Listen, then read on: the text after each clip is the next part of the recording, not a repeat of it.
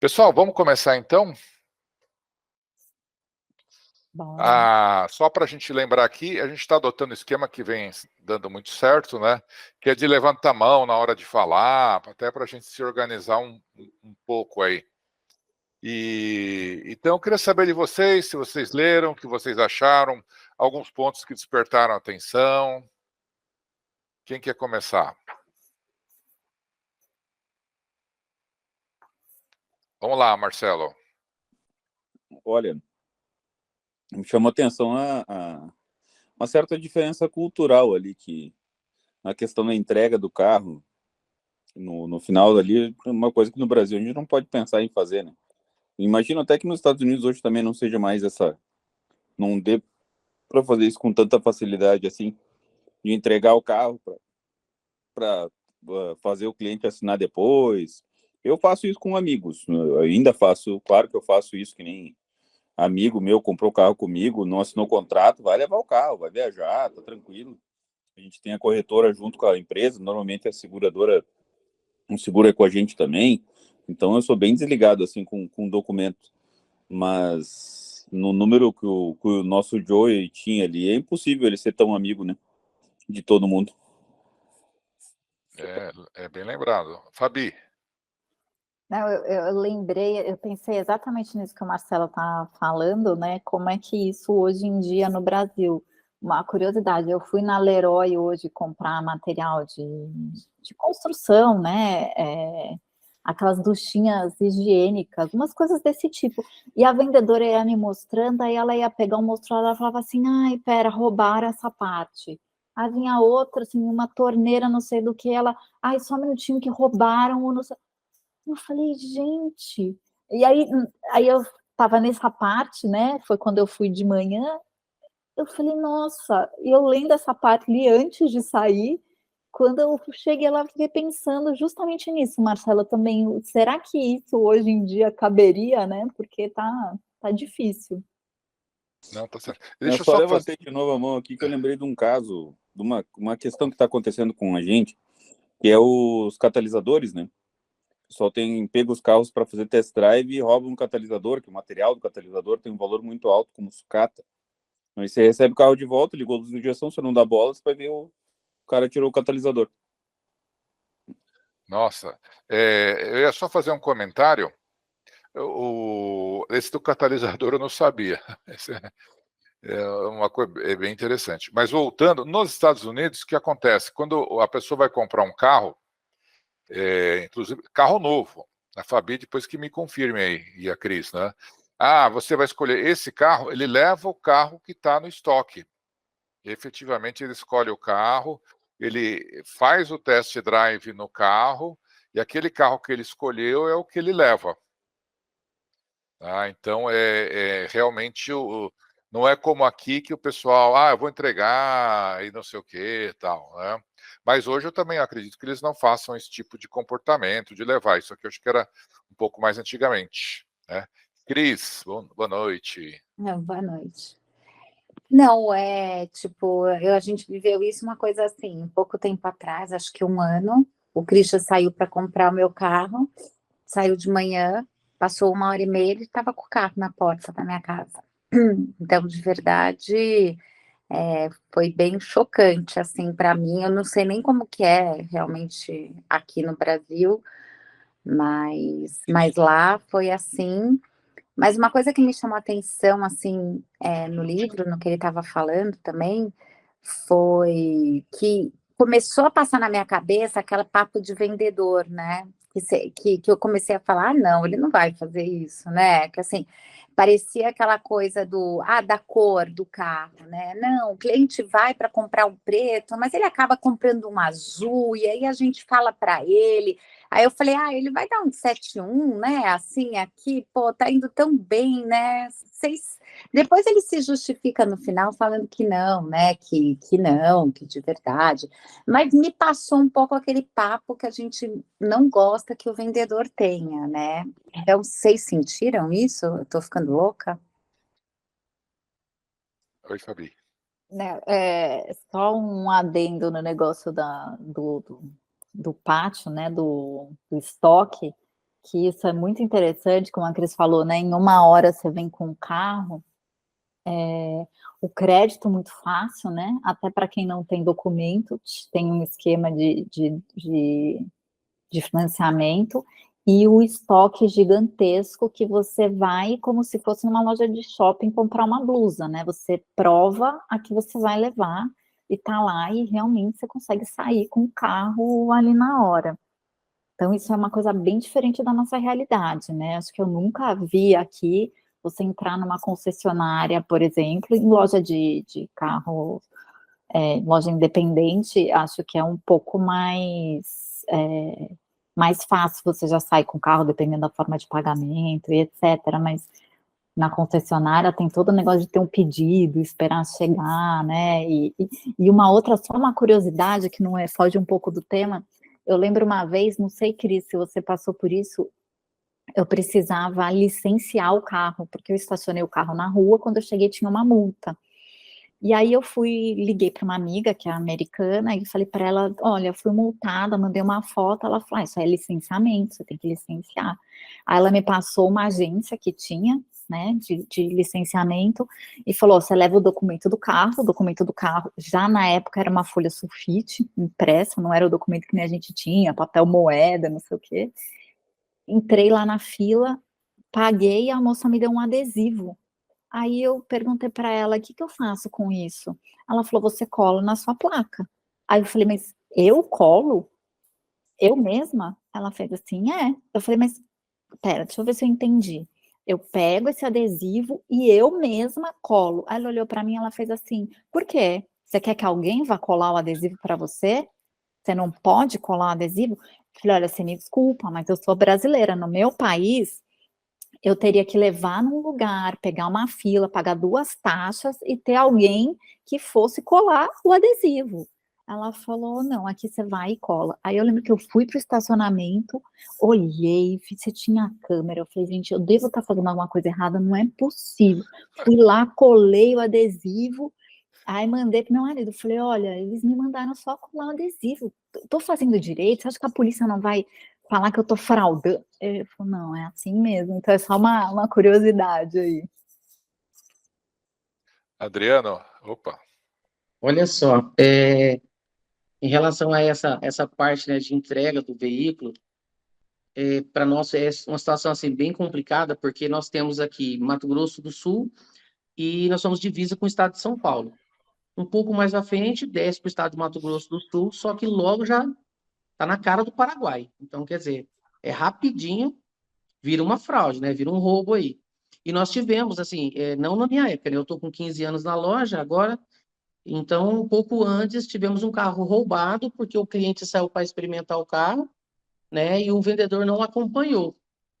E demorou para voltar. E eu fiquei sabendo dessa história bem depois que eu já estava lá. E o cara levou ele para Andradina, estado de São Paulo, e lá ele já debulhou o carro.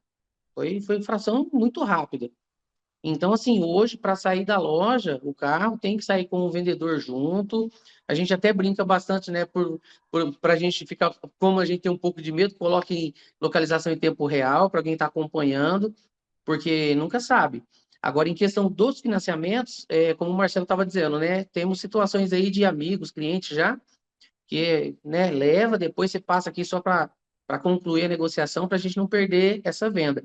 Mas é muito complicado, é bem perigoso mesmo. Nós não podemos vacilar de jeito nenhum. Aqui no Mato Grosso do Sul é terrível, galera. Então, todo cuidado ainda é pouco. Tem que tomar cuidado mesmo.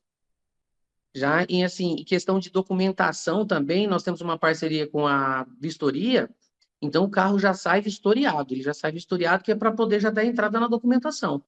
Caso o cara saia com o carro, bate e o carro depois não tem como fazer vistoria, então se torna um problemão. Então a gente já procura já entregar o carro vistoriado para o cliente. Se torna bem mais fácil. Legal. Oi, Cris. Não, assim, o que eu senti disso é que ele estava tentando estabelecer uma conexão, né?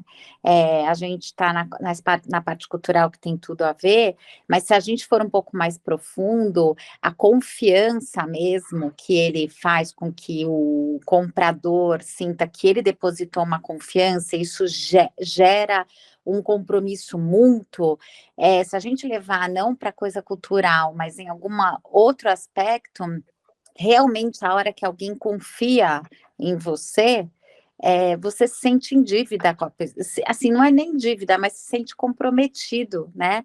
Se a gente deixa, você tá com uma pessoa que vem limpar a sua casa, mas você deixa o dinheiro à mostra ali na cara dela, muito dificilmente a pessoa vai pegar aquele dinheiro que você deixou à mostra, porque em algum lugar aquilo parece uma armadilha, ou alguma situação a pessoa se sente mal de você ter confiado nela e ela fazer isso. Quer dizer, na maioria dos casos funciona assim, né? Assim, do jeito que o mundo tá louco, mas vocês não acham que ele quis dizer sobre essa confiança? E eu vou pegar o teu gancho, com certeza. E assim, você falou muito bem, né, que aquela sensação que eu estou devendo um favor, né? Já que você me deu essa confiança, eu vou meio que me sinto obrigado, entre aspas, a comprar o carro.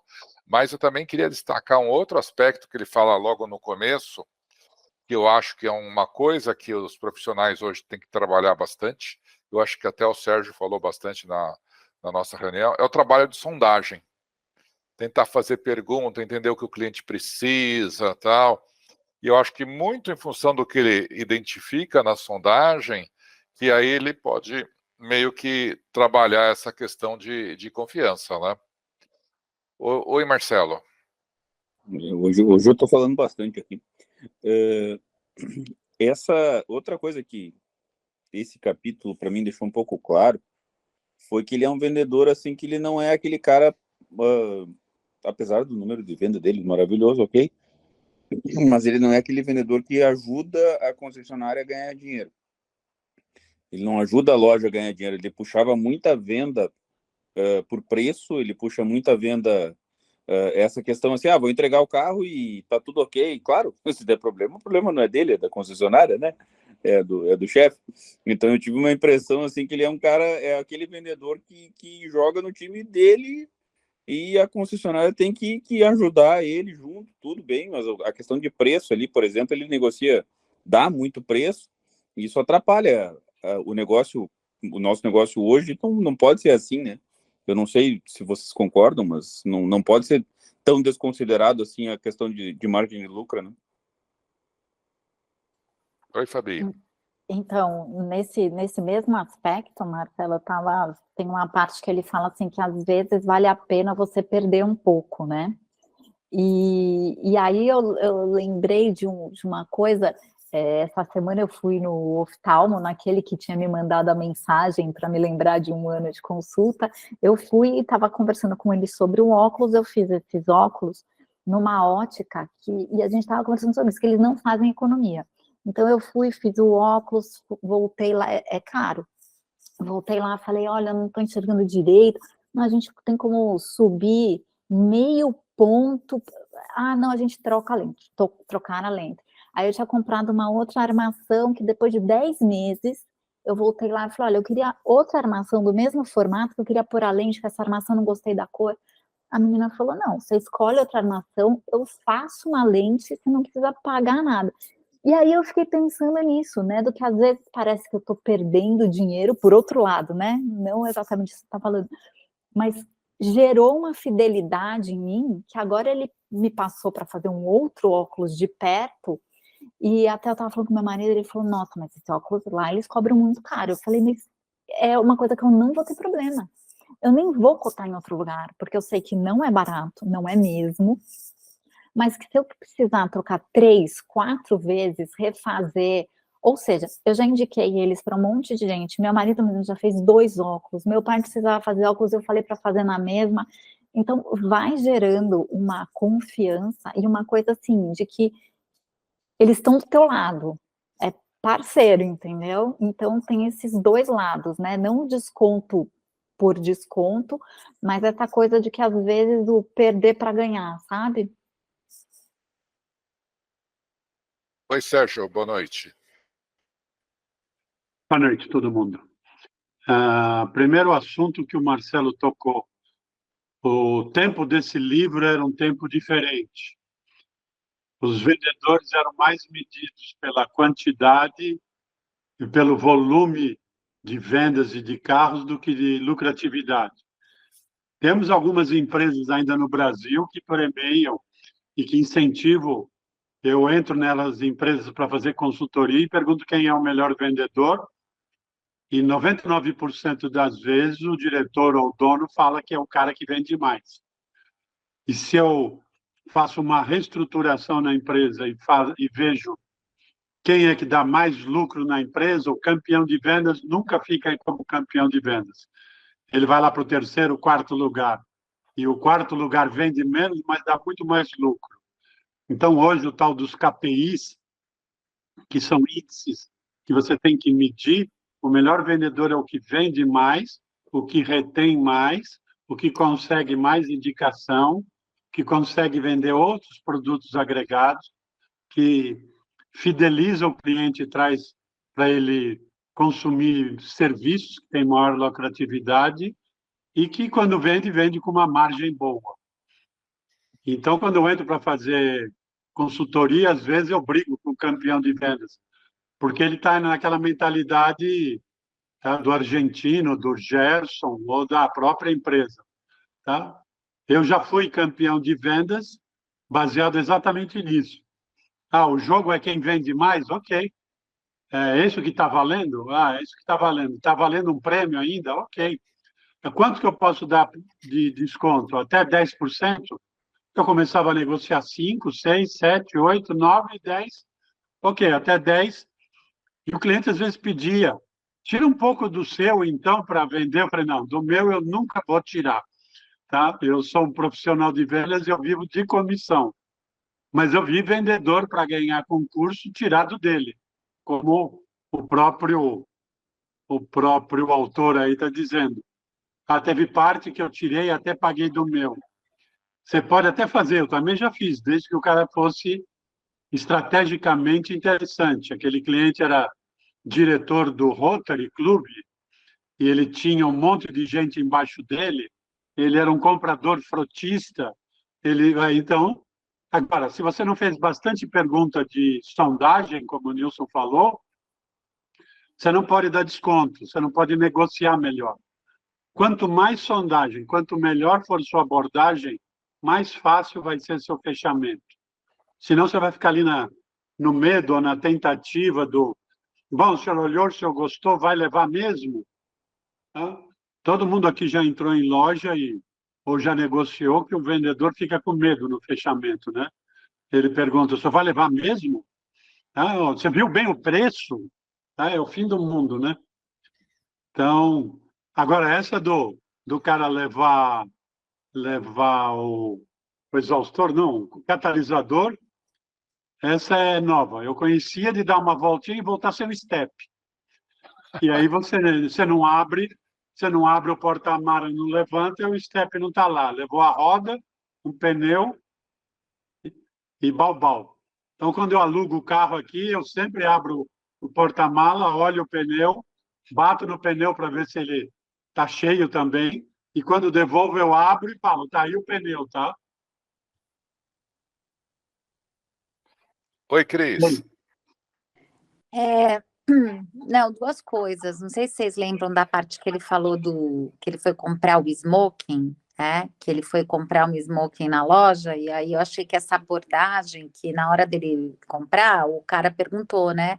Quantos filhos, quantos sobrinhos, que é exatamente essa coisa da sondagem, né? Porque daí ele fez o cálculo e convenceu ele que, de verdade, se ele comprasse o smoking, ele ia gastar menos, porque ele ia ter muito casamento depois, né?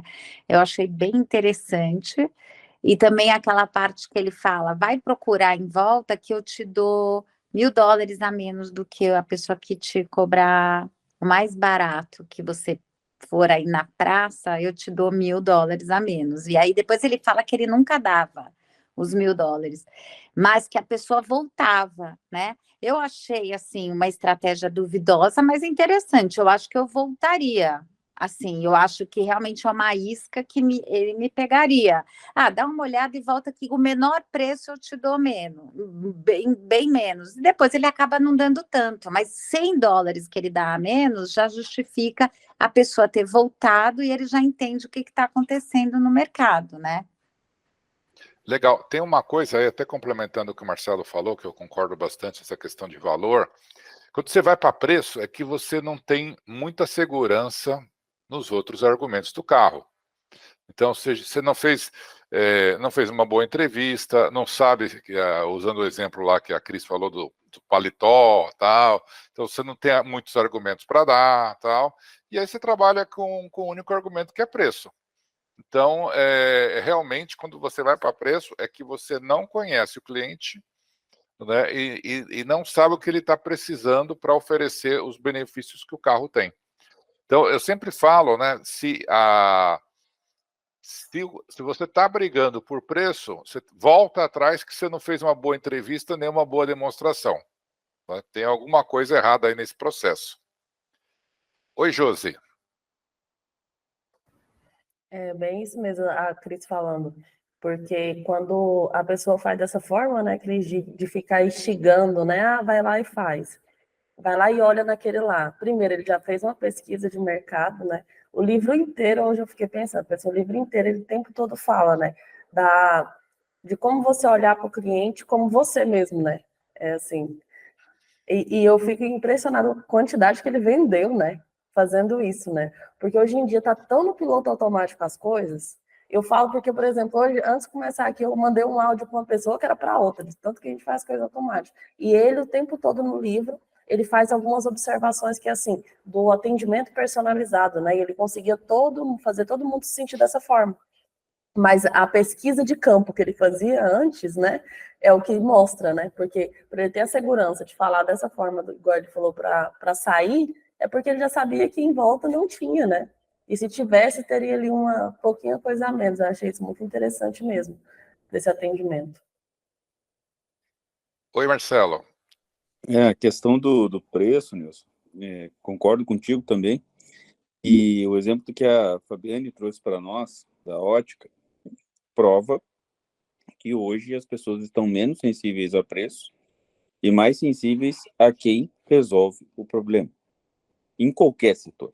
Se você está vendendo carro e você resolve o problema do cara, você consegue cobrar mais. Se você está vendendo óculos e você resolve o problema do cara, você consegue cobrar mais. Se você funciona para qualquer coisa. A história do prêmio, tudo tá caindo muito isso, né? Hoje em dia, o prêmio é quem resolve o problema.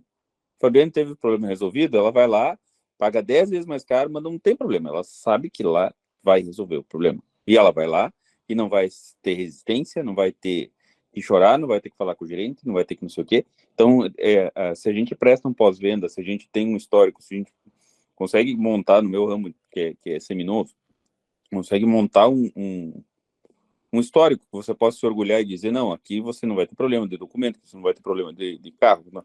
O pós-venda a gente garante mesmo, não é só garantir, daí tu vai e a gente enrola. Depois que você fizer isso, você consegue sair da briga de preço. E no seminovo também tem a briga de preço, é diferente, né? O novo tem um códigozinho e o cara pode comprar em qualquer lugar do Brasil. Seminovo, todo carro é diferente, não tem nenhum igual, né? Ô, Marcelo, isso que o Marcelo está falando é muito verdade. E aquela história de que uma experiência boa você divulga para 5 e a péssima experiência você divulga para 50, né? Então, essa experiência da ótica que eu fui divulgando mesmo para todo mundo aqui que fala de óculos, eu vou. Inclusive para o próprio oftalmo, que ele é um influenciador, né? E ele tinha me dito exatamente isso. Ele falou, olha, porque é uma franquia, né? Essa marca que eu comprei é uma franquia. Aí ele disse que ele teve um paciente que morava... Diga o nome. Zais. Então, ele tinha um cliente que era do bairro X e ele conhecia o gerente da loja Y, de um outro lugar. E que o cara atendeu e trocou um óculos que nem foi ele que vendeu. Então, realmente, essa coisa de de você ter a segurança que ele vai resolver seu problema, não interessa o que, é super importante.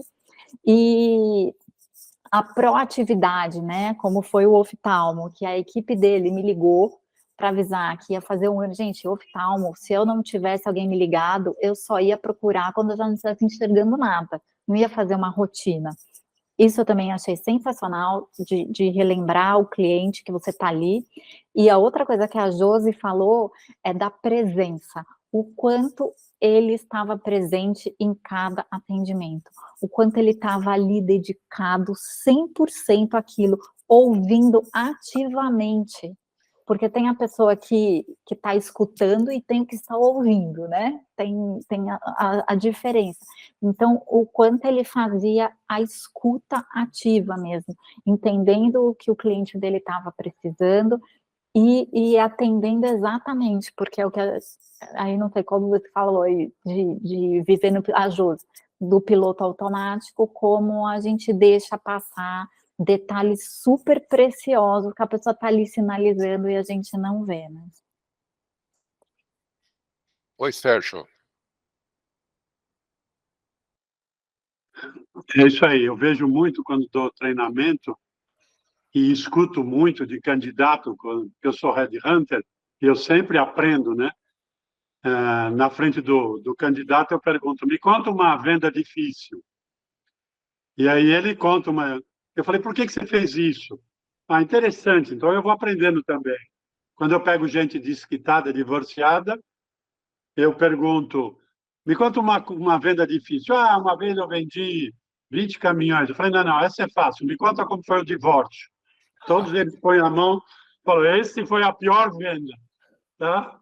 Porque com o cliente ainda dá para negociar. Com esse é um negócio difícil, é uma venda difícil, né? Tem muitos fatores envolvidos. Mas o atendimento... Eu fiz a convenção de vendas da QG, que é a maior importadora de óculos.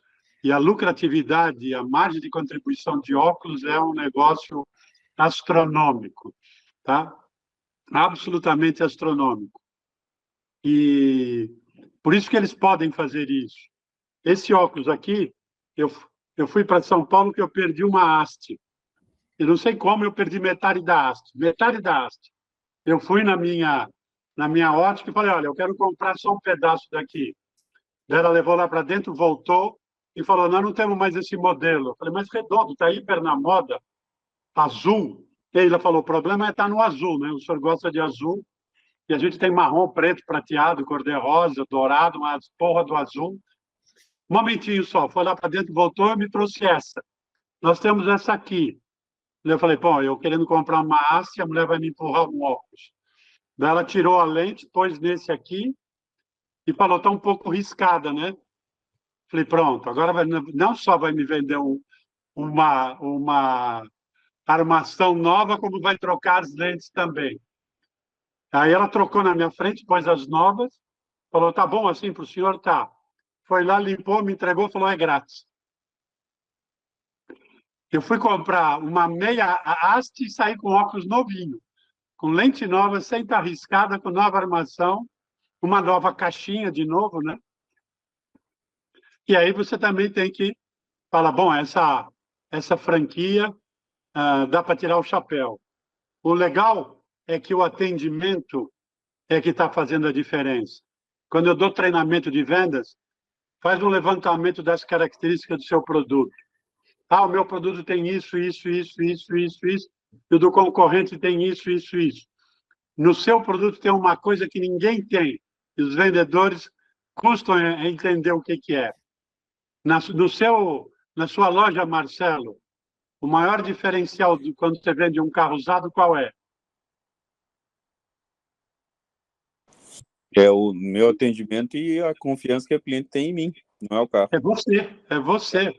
O vendedor faz parte do produto e ele, às vezes, não percebe, tá? E que se ele não vende credibilidade nos primeiros 2, 3 minutos, a venda fica cada vez mais difícil. Então, se você fizer o rapport, se você fizer uma pergunta, se você abrir sorrindo, se você se interessar, se fizer a escuta ativa, e fica tão no automático que você não precisa mais fingir, nem imitar gesto, nem fazer tudo igual, tá? Porque eu já peguei candidato que eu fui para frente, ele veio para frente, eu fui para trás, ele foi para trás. Aí eu falei, acho que eu estou com vontade de me suicidar. Fui até a porta, até a janela, ele ficou parado. Eu falei, mas você não estava me imitando? Você não fez cursinho de PNL? Agora arregou? Falei, você tem que imitar, mas tem que ser mais discreto, cara. Não precisa ser um macaco imitador. Precisa espelhar, mas não precisa ser fiel. Então, se você for sincero, sinceridade vende. Credibilidade é isso, você acreditar. E tem um monte de estudos, quando você dá brinde, o seu subconsciente, o cara ficou devendo alguma coisa para você. A pior coisa é você aceitar um brinde antes de comprar alguma coisa. Tá, entra aqui, come um pedacinho, dá uma voltinha, quer sair, pronto. Isso aí, o subconsciente, isso vende. Eu vou ficar quieto um pouco. Oi, Fabi. Não, eu estava lembrando disso que o Sérgio estava falando e lembrando também da entrega do carro, né?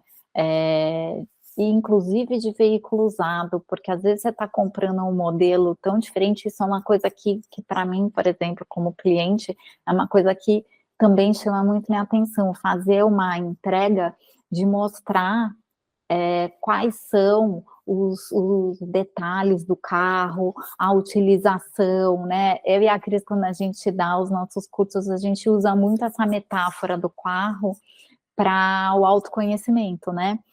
Então, que você pega um carro, se você sentar no carro e sair dirigindo, você tem uma utilização desse carro. Agora, se você souber que, se você colocar no modo econômico, você vai economizar não sei o quê. Se você colocar no modo não sei o quê, você tem não sei o quê. Se você usar o espelho de tal jeito, rebater, ou seja, coisas. Eu não sei se isso é só mulher, eu acho que não, mas mulher acho que tem um pouco menos de envolvimento com carro e interesse do que homem.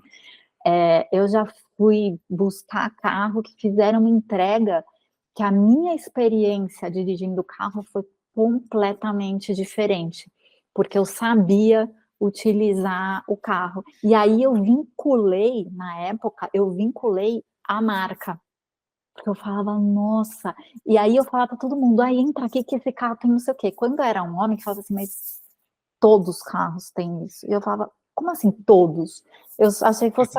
Então, assim, olha como é importante, né, esse negócio da entrega, porque parece que você está usando, assim, você comprou um carro e você está usando todos os detalhes dele. Isso dá um prazer, gente, de saber usar. Então, fica uma dica aí para a galera de venda, assim, explique mesmo todos os itens do carro. Às vezes pode ser uma besteira para você que está acostumado, mas para quem está pegando aquele modelo, faz uma baita diferença. E a gente se sente especial de saber usar, sabe? Oi, William. Eu acho interessante que o livro ele é atemporal, né? A gente só traz algumas coisas para os dias de hoje.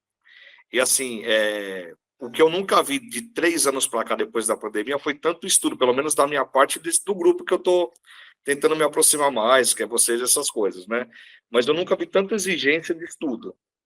E estudo assim, estudo do produto, estudo do seu concorrente.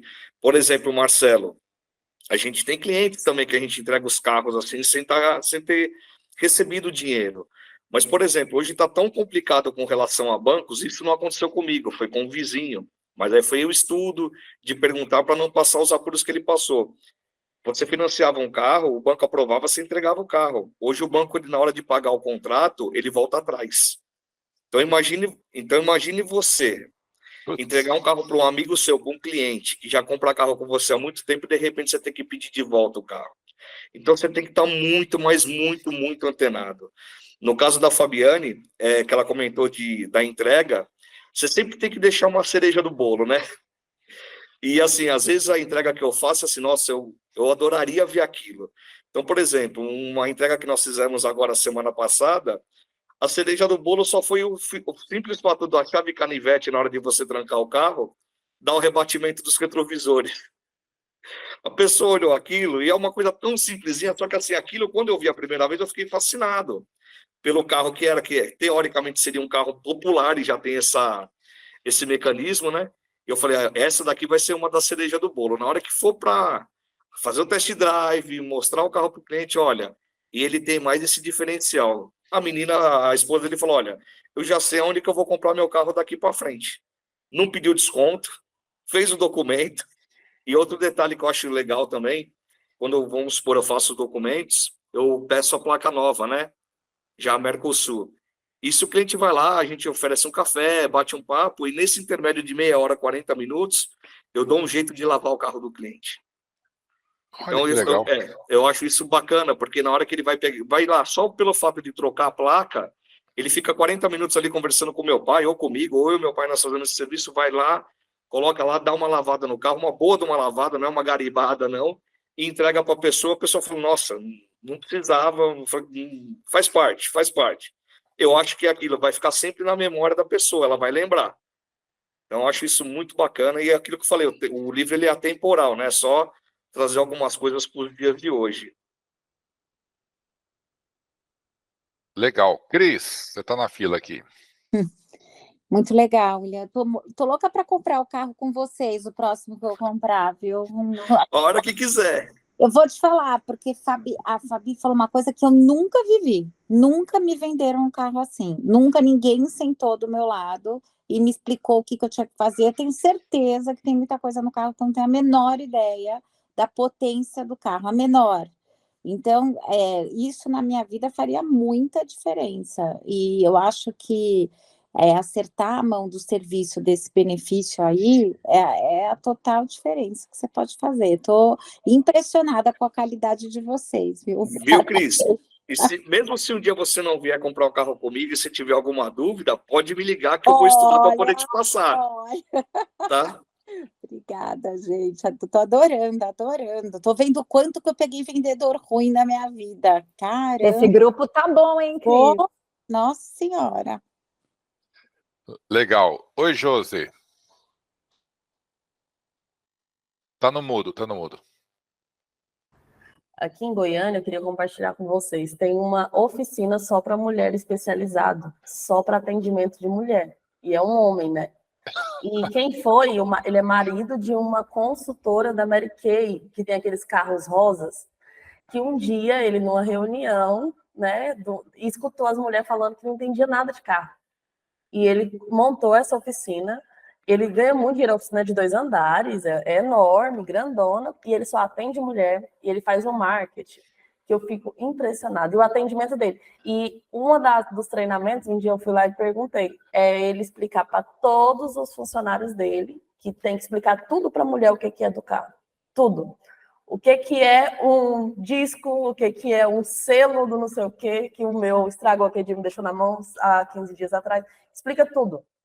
Só que, lógico, e aí, como ele ganha, sabe que mulher não tem muita noção de preço, né? Ele é considerado como careiro na cidade, né? Assim, o pessoal sabe que não vai levar. Mas por quê? Pelo atendimento dele. E ele atende só mulher, ele não atende. Ficou no mudo. Encostei aqui. Pois ele atende só mulher, achei muito interessante, né? Isso é um atendimento personalizado, né? Identificar uma dor. E aí vocês estavam falando aí, eu lembrei desse atendimento personalizado de explicar aqui em Goiânia. Tem isso. Muito legal, muito interessante. Sérgio. Será que ele está aí? Deixa eu ir para o Marcelo, depois eu volto para o Sérgio. A Fábio estava na minha frente. Ah, Fabi. Não, 2 coisas que eu lembrei quando o William falou. Lá nos Estados Unidos, eu não me lembro agora qual era a concessionária, depois eu vou perguntar para a Caporal. Mas tinha uma concessionária que você comprava o carro com eles e você tinha lavagem grátis para sempre. Então, qualquer época, podia passar lá e lavava o carro. Tinha uma fila, mas lavava o teu carro de graça, sempre. Podia ter um carro 20 anos. Você levava lá e eles lavavam de graça. Então, isso era uma coisa. E a outra coisa do gancho da Josi são esses nichos, né, de mercado. Meu pai, há 40 e tantos anos, 50 anos, tinha loja de carro.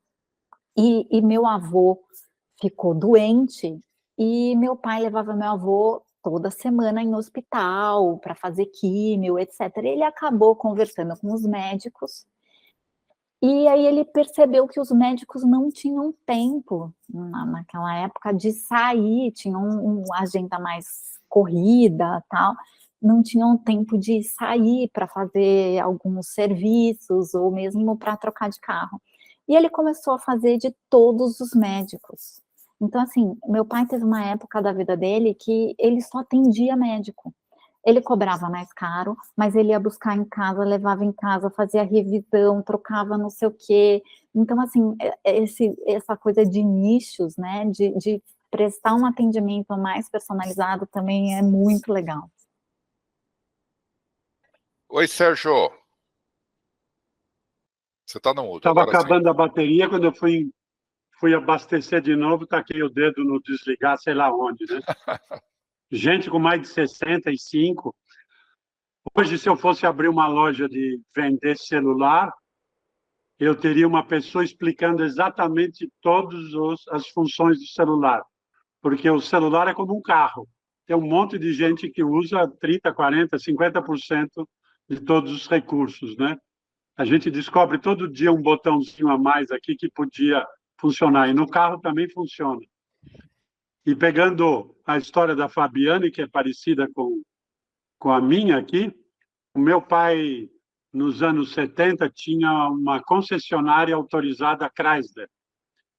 Por isso que quando eu fiz 16 anos eu ganhei um Dodge Dart, e quando eu fiz 17 anos eu ganhei um Charger. E aí, cada vez que eu batia o carro, a minha mãe chegava e falava: pega outro na vitrine de outra cor, que essa cor não deu certo. Então, eu fui um cara muito mimado, muito mal criado. E por observação, o meu pai não queria que eu trabalhasse em vendas, porque vendedor era Jaque, lembra? Jaque não serviu para nada, vai ser vendedor. E aí eu comecei a observar que na concessionária dele entrava muita gente de branco, que eram os médicos. E aí, como eu era palpiteiro, já desde criança, eu fui na agência de publicidade da concessionária dele e falei que tinha que fazer uma campanha só para médico. E aí eles perguntaram por quê. Eu falei: porque meu pai mandou. Tá? Tem muito médico que compra lá e acabou. E ninguém... E aí eles fizeram um material muito legal, que era um folheto explicando: doutor, nós temos a solução para os seus males. E aí abri a primeira folha, era: se o senhor sente falta de tempo, tudo que o médico tinha, falta disso, disso, disso, está aqui a sua solução. E aí tinha um raio-x. Ele tirava esse raio-x e punha naquele cacareco ali, naquela coisinha de ver raio-x. E quando ele punha, era um raio-x de um Dodge, do Dodge Dart. Essa era a solução. Vendemos muito para médico. E aí meu pai falou: que bom que você deu esse palpite. Ele não sacou que eu tinha uma veia de vendas muito boa, né? E aí a gente levava e buscava também, e entregava carro. Quando o médico vinha com a esposa, também tinha um laçarote em cima do carro, que era uma novidade, né? Chegava e entregava o carro para a mulher e explicava algumas coisas. Naquela época só tinha 2 espelhinhos, o do meio e o da esquerda, não tinha o da direita ainda. Mas esse diferencial fazia. E aí um dia, quem é de São Paulo deve lembrar, a concessionária do meu pai era na Rua Pedroso, na esquina da rampa da 23 de Maio, perto ali da Beneficência Portuguesa. Um dia um cliente entrou e disse que queria experimentar o ronco do Charger, pelo menos. E aí o vendedor entregou a chave. Ele ligou, e isso que nem filme, ele saiu pela vitrine, quebrou, desceu, pegou a rampa e fugiu com um Dodge Charger, que era o carro mais caro que tinha no Brasil. E foi direto para o Paraguai, né? Nunca mais encontramos o carro. E não estava no seguro, porque não tinha vendido. Só um carro e uma vitrine. Só comentando, para quem não conhece o Dodge Charger, ele faz 16 km por litro carro parado, né? Parado, ele gasta 16 km por litro. Na minha mão fazia 3, 4 quilômetros. 3, 4 quilômetros, parado. Marcelo, deixa eu voltar aqui para o Marcelo. O Sergião é dos meus. Eu também não sou muito econômico, não, para andar. Não, nunca. Pode me perguntar quantos litros faz o seu carro faz quantos quilômetros? Nunca. Eu tenho 67 anos, eu nunca medi. Tá? Nunca, não tenho a mínima ideia. Eu Sabe sei que quando eu estou guiando, eu gasto muito mais do que todo mundo. Aquele jeitinho, mas você teve muito mais sorte que eu, viu, com o pai, porque eu também sou filho de lojista, né? O pai não tinha concessionário, só que o pai fazia o exato contrário, tá? Ele, quando eu pegava o carro, que tinha 16 anos, antes de tirar a carteira, naquela época dava para dirigir assim, né? Ele pegava a lista de preços e fazia assim. Ele chegava lá embaixo, assim, e dizia, esse aqui pode sair, não tem problema. O que eu empurrei de Fuca na minha vida, Fuca, Brasília, Corcel. Aí depois a coisa foi alinhando, mas começou mal, viu? Hoje eu trabalho focado em prêmio, tudo, mas sei de tudo. E sei fazer entrega também, viu? Uma coisa que eu sempre gostei muito de fazer entrega. Eu trabalhei 2 anos numa Volkswagen e o pessoal me selecionou para fazer entrega, mesmo quando o vendedor era outro, eu fazia entrega. Que foi na época que chegou, foi em 97 a 99, ali que chegou o Passat, chegou o Golf, chegou um monte de coisa com um monte de botãozinho novo, né? E eu adorava aquilo, eu gostava mesmo. Então até hoje eu gosto de apresentar o carro, eu gosto de fazer isso. E eu sempre me lembro, quando a venda é feminina, eu sempre comparo com o negócio da bolsa. Eu não faço a mínima noção da diferença de uma Michael Kors para uma Balenciaga ou sei lá o quê. Minha mulher sabe, ela sabe a costura, ela sabe não sei o quê, ela sabe o ano da bolsa. Eu não sei. Então, e quando nós vamos para o carro, vai acontecer o contrário. Ela simplesmente não sabe. Ela esquece onde é que está o carro. A gente troca bastante, obviamente, a gente troca bastante carro. Ela chega em casa, às vezes o carro dela sumiu e tem outro no lugar, né? Mas ela deixa o carro no estacionamento, ela não sabe a cor, ela não sabe o modelo, não sabe o ano, ela não sabe nada. Ela só pega a chave. É um Land Rover. É um Ford. E é isso aí. E aperta o botãozinho para ver quem é que pisca. E é o meu comportamento com coisa que eu não dou bola. Que nem bolsa, que nem sapato, que nem... Então a gente tem que entender que a mulher não tem essa ligação sentimental que a gente tem com o carro. Ela não sabe os botãozinhos antes, ela não estudou para comprar o carro, porque ela não gosta. Então não é uma coisa, para nós é uma diversão. A gente vai começar a vender Ducati aqui.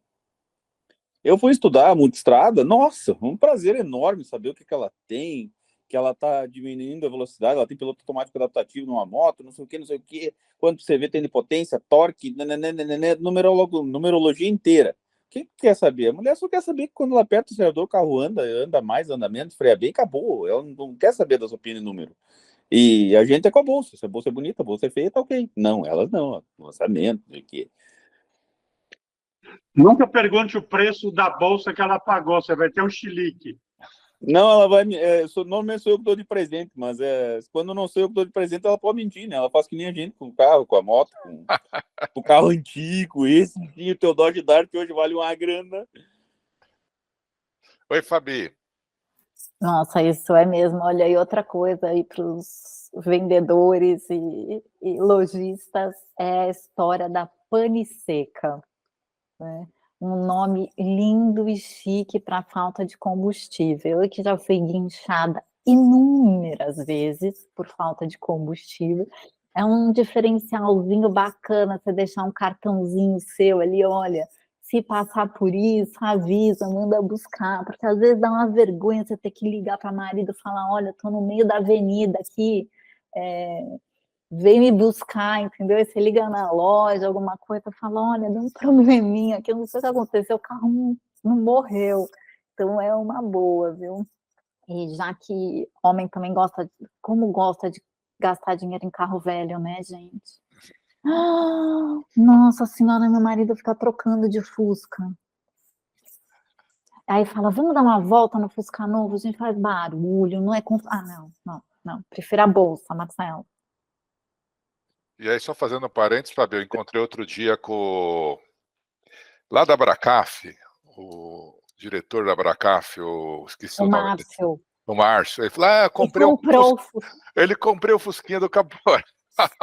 Tá lá em casa todo dia. Tem até Instagram do Fusquinha. Não, mas é que quando o Caporal comprou esse Fusca, ele fez um Instagram do carro. Desde a compra, de tudo que ele arrumou. E eu vou falar para você, e ele arrumou tudo que você possa imaginar. Ele pagou um cara para fazer a fiação. Toda a fiação do cara é mais bonita que minha casa, assim. É toda no padronizado, os fios novos separados por cor, todos.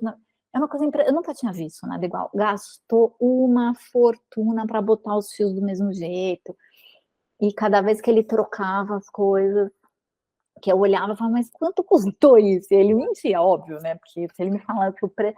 Aí até que um dia eu falei para ele, tudo que você gastar com Fusca, eu vou gastar numa bugiganga também. Aí ele vendeu. E aí, eu achei engraçado que o Instagram do Fusca tem mais de 1.000 e poucos seguidores, né?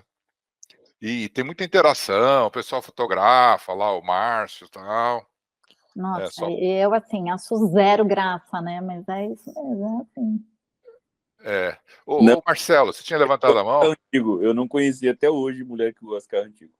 É o cheiro, o que você quer essa coisa velha? Não sei o que, você diz quanto é que custa. Meu Deus, não, seu pó tá louco, não tem como. Então, eu fiquei imaginando os fios, né? Organizar uma mulher olhando o cara querendo gastar para organizar o fio do chicote do Fusca. Para vocês é uma coisa inimaginável um negócio desse, né? Inimaginável. Eu ia falar que eu só conheço uma pessoa que não gosta de carro. Ó, um homem, meu marido. Meu marido, por incrível que pareça, na vida, ele gosta de dirigir. Ele fala que ele não gosta de carro. E as pessoas que sabem quem ele é, né? Que eu sou casada com o Christian Fittipaldi. Então, quando as pessoas conhecem ele, elas vão falar de carro. O assunto preferido, em qualquer lugar que eu tô, as pessoas vêm e falam com ele de carro. E eu fico olhando para a cara da pessoa para não passar vergonha. E ele fala, eu não gosto de carro, eu gosto de dirigir, eu não gosto de carro. E aí foi engraçado, vocês estavam falando que eu não vivo isso, porque ele não liga para carro, ele não tem carro bom, não conhece nada do carro, ele gosta de dirigir, mas é uma ironia do destino, né, gente? Curioso. É bem legal essa questão. E aí, deixa eu fazendo até um parênteses que muita gente, a Fabi falou de médico, o Sérgio também, né? A gente estava discutindo. Hoje, eu não sei se vocês trabalham com Facebook, Instagram, né? Você pode determinar regionalmente o perfil da pessoa e fazer uma comunicação dirigida exatamente àquele público que você quer atingir. Eu não sei, você trabalha com isso, Marcelo? Faz esse tipo de atividade? Dispensei a terceira equipe de direcionamento e marketing essa semana passada, porque eu acho que esses caras só pegam dinheiro da gente para fazer o que a gente deveria estar fazendo, tá? Por exemplo, tem uma GLE 2020 no meu estoque, carro de 600 mil. Quem que sabe para quem que eu vendo esse carro? Sou eu. Não é um guri de 20 anos, 25 anos, que trabalha com marketing de veículo, com marketing de lâmpada, com marketing de guarda-roupa, e ele acha que o público desse carro é tal público. Eu sei que o público da gente... Por exemplo, eu tentei fazer, Nilson, o público do anúncio lá, eu comecei a brincar, semana retrasada eu comecei a fazer isso, semana passada eu já fiz, essa semana eu vou tentar filtrar de novo. Quem que é o público do GLE? 7 lugares, 600 mil reais, um SUV enorme, extremamente confortável e confiável. Você vai anunciar para homem de 25 anos? Não, você vai anunciar a partir de 40 anos, que é um cara que já tem filho e tem necessidade dos 7 lugares. Mulher, é difícil você fazer anúncio para mulher num SUV tão caro. Volvo, Discovery, fazer num Land Rover, um carro que puxa mais pela visão, sabe? Até uma Mercedes mesmo, mas uma Mercedes mais estilosa, assim. A GLE é uma coisa meio SW4 com polida, né? Uma SW4, uma Toyota que é um negócio melhor. Então eu fui selecionando o público, botei a medicina, botei o público interessado em TI, que é realmente hoje é um público que tem grana e ninguém nem percebe, né? Porque é um pessoal que não sei, aparece muito transportadora. Meu caso aqui da minha região tem muito agrícola, que a soja aqui é o que manda na nossa economia, que nem esse ano a soja está baixa, tu já vê que o mercado já baixou, já deu uma murchada. Então, eu tô fazendo a seleção aí, mas não, ainda estou regulando os meus públicos ali, viu? Não, Mas é legal de fazer isso. eu acho que isso é um bom caminho. Você tocou em 2 pontos, né? Primeiro, vocês que estão aí no dia a dia, que vocês vão saber, porque o público para esse carro que você falou é diferente daquele do Sandero, que é diferente do Corolla. Então você, se eu vou pegar o nicho, e você consegue, tem profissão aí, você consegue segmentar por, você falou que segmentou a parte de medicina também? Sim, você segmenta por interesse. Eu entrei lá no Meta, lá nos anúncios. Tu entra lá, você pode selecionar por interesse na área de medicina. Você não necessariamente seja médico, mas é um cara que curte, ou clica, ou vai atrás de coisa de medicina. Então, provavelmente seja médico, né? Então, daí você consegue selecionar por interesses que a pessoa tem. Nesse caso aqui, que nem agora eu fui anunciar, tem outro caso curioso para te contar. Eu peguei um RCZ da Peugeot que foi plotado em roxo. Nossa. Roxo púrpura, tá? Mas tudo bem, dá para tirar o decalque se a gente quiser. Só que o cara gastou 15 mil reais para botar o decalque roxo no carro, tá? Quem que é o público desse carro?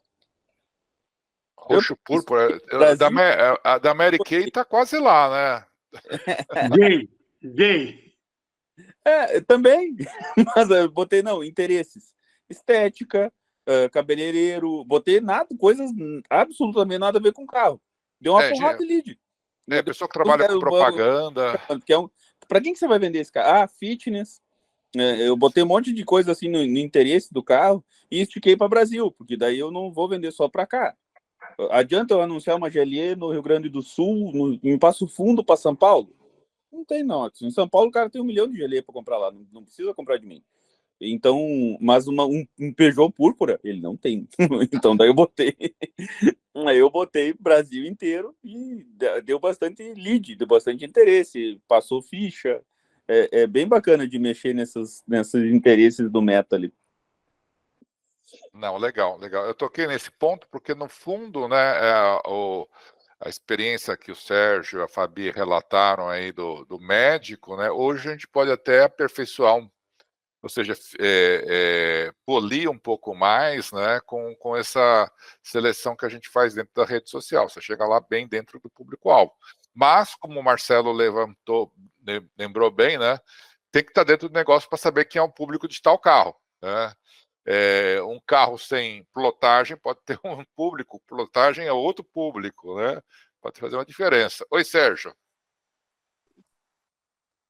Outra coisa que no livro ele faz, e muita gente esquece, é quando ele vende um carro, ele faz toda uma árvore genealógica, tá? do carro e do comprador.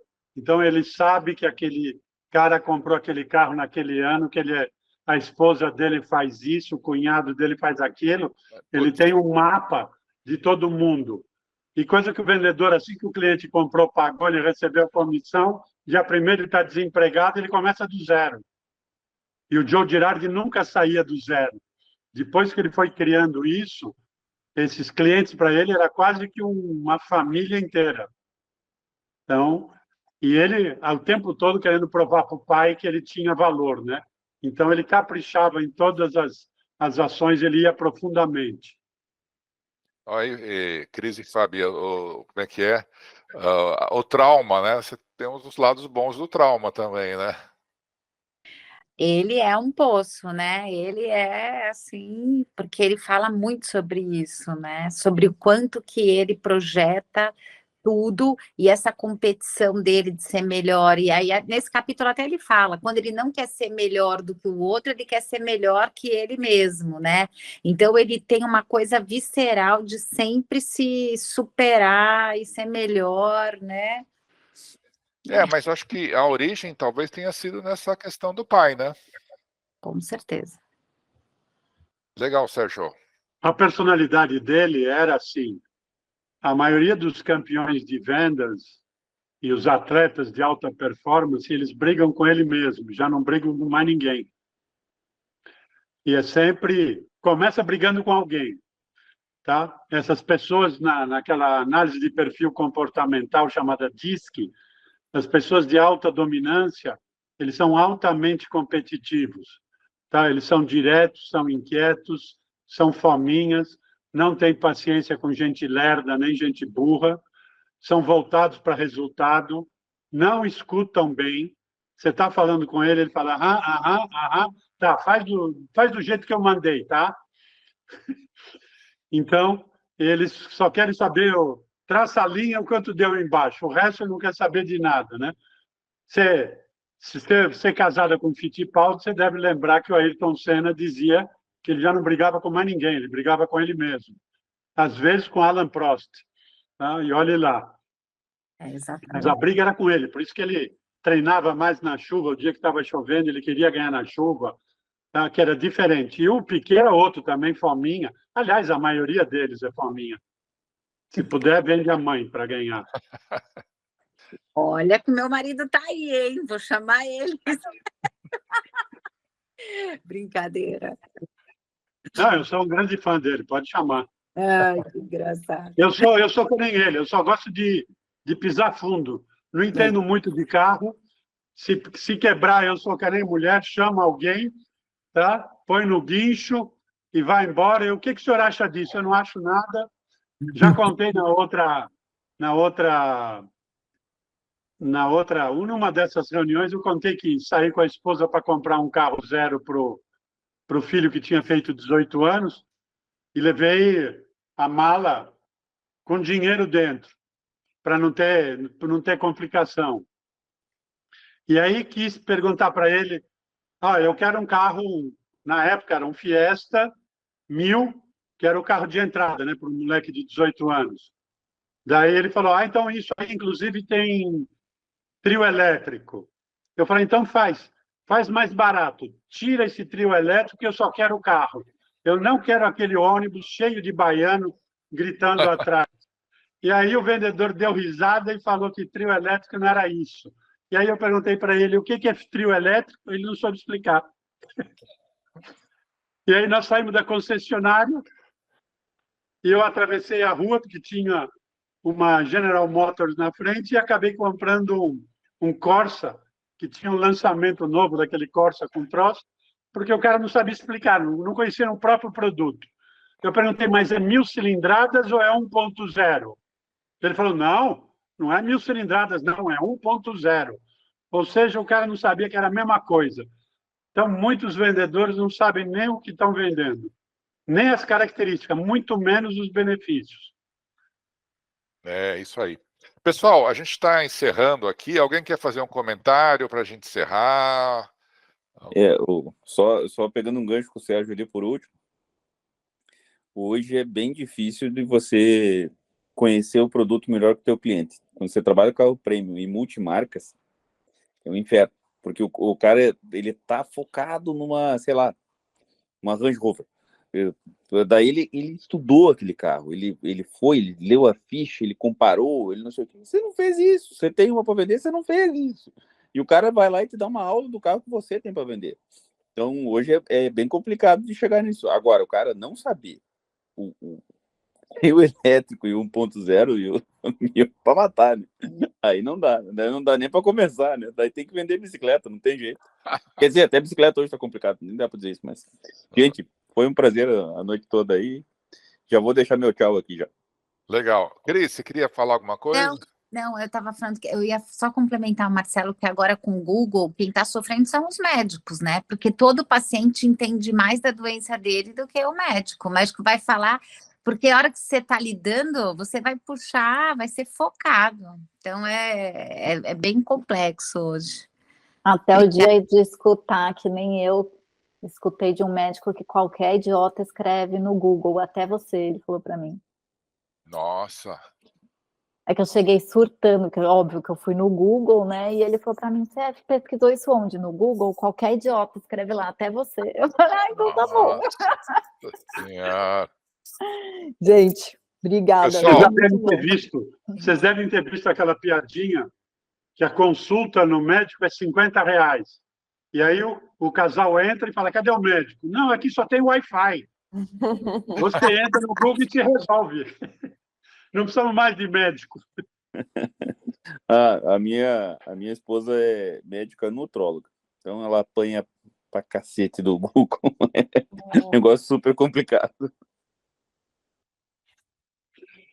É isso. Então tá. Bom, boas vendas para vocês. A Boas próxima vendas, reunião pessoal. daqui- Boa semana. Boa semana, pessoal. Obrigado. Boa noite. Boa Um abraço. semana, Tchau. pessoal. Tchau.